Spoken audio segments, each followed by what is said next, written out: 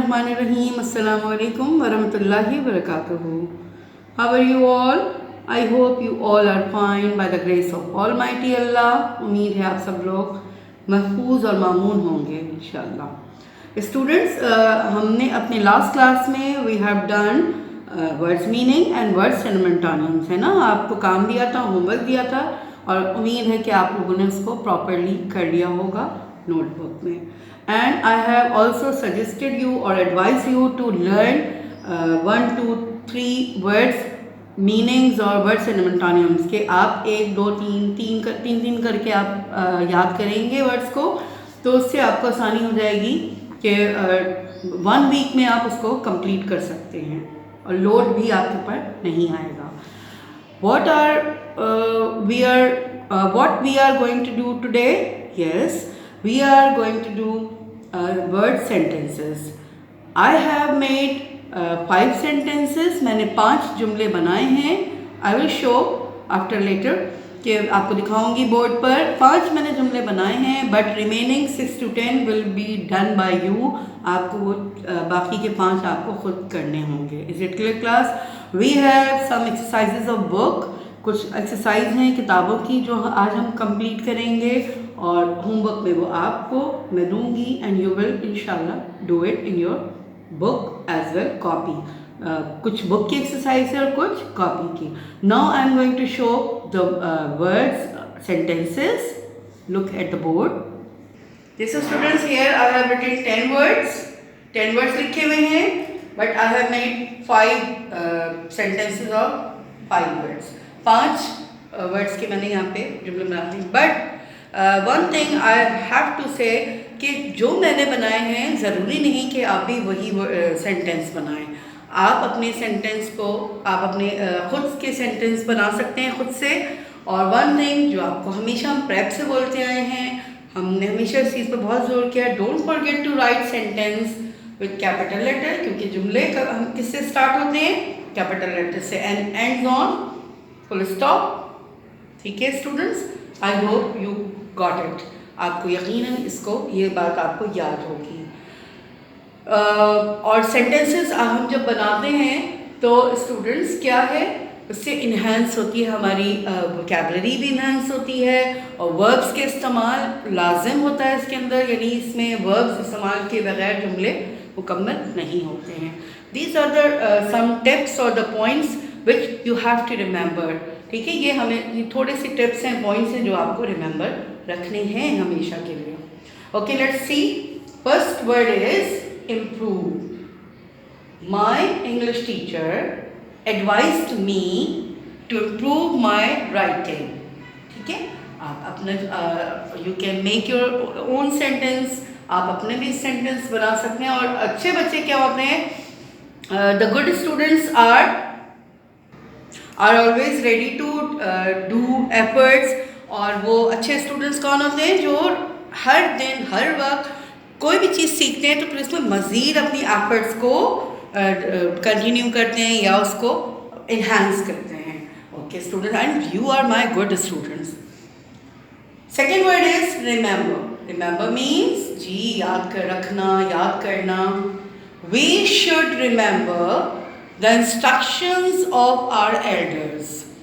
वैसे भी अपने बड़ों की इंस्ट्रक्शंस हों या हमारे बड़ों की एडवाइसेस हों, जो बड़े हमसे बात करते हैं उनको हमेशा हमें याद रखना चाहिए। Third word is a lot of. A lot of बहुत ज़्यादा। I have a lot of friends.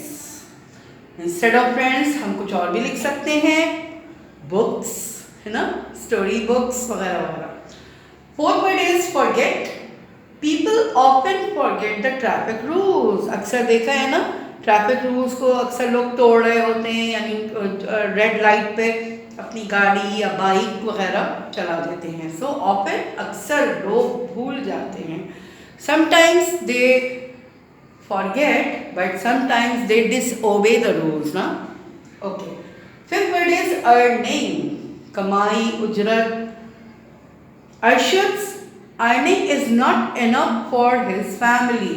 Is it clear, students? I have made 5 sentences of words.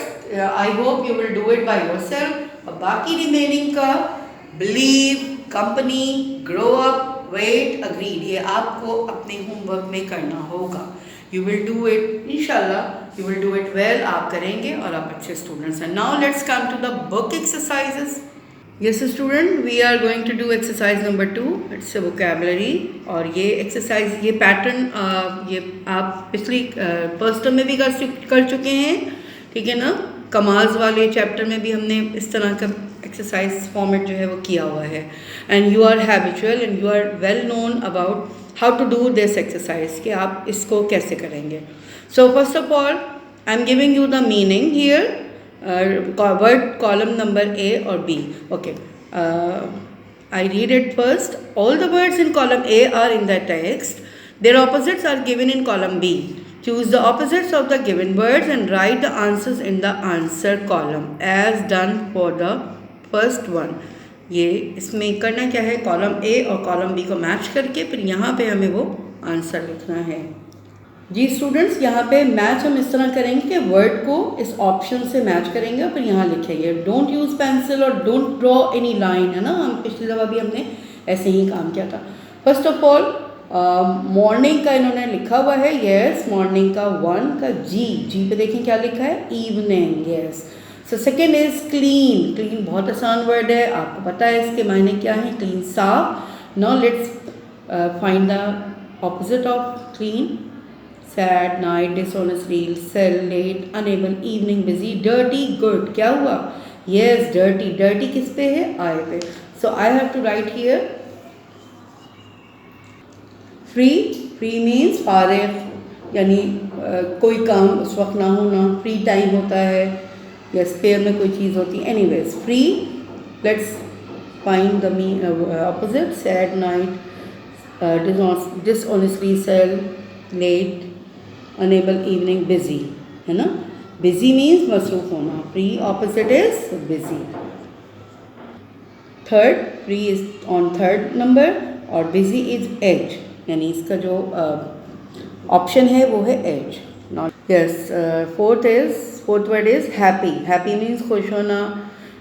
Yes, first हमने पहले ही वर्ड हमने पढ़ा था ना कॉलम बी का, sad. So fourth is match with A, ठीक है. सैड, उदास. Okay students, here I am writing the numbers, ठीक है. 5 यहाँ पे मैं 5, 6, 7, 8 छोड़ देती हूँ. And then you will find the words from the column B. Opposite उसका कॉलम बी से तलाश करके आप उसके ऑप्शन का, यानी जो आपको यहाँ पे ऑप्शन लिखे हुए वो आपने यहाँ पे लिखना है. Is it clear students? I hope you have understood it. Now open page number 62.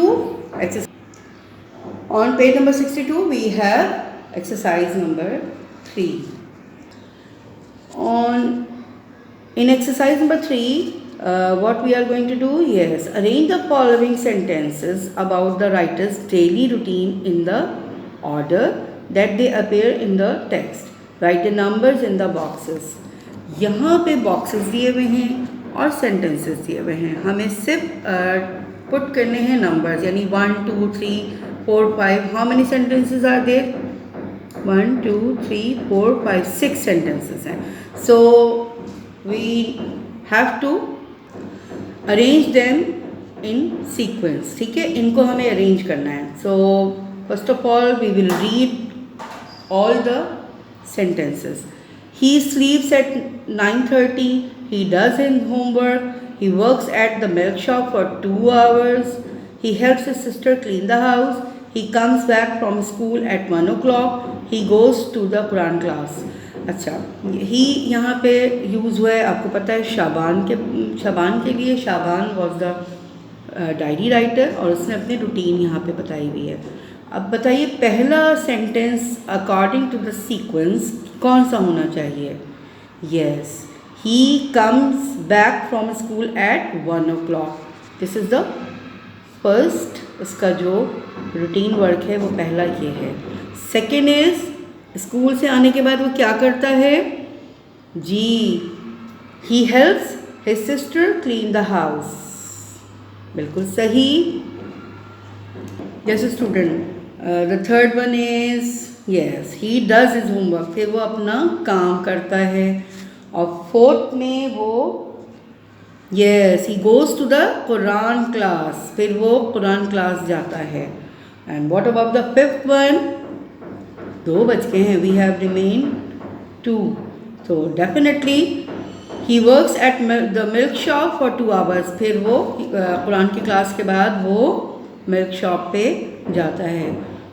So this is our fifth sequence of fifth sequence पे आ गया वो। और the last one is he sleeps at 9:30, वो 9:30 बजे सो जाता है। So I have done it. And exercise number 4 में क्या है हमारा? One pronoun has been highlighted in each of the sentences given below. Read the text and write in the blanks to whom the given pronouns is referring to. The first one has been done as an example. You know that कि what is a pronoun? आपको पता है ना pronoun क्या है?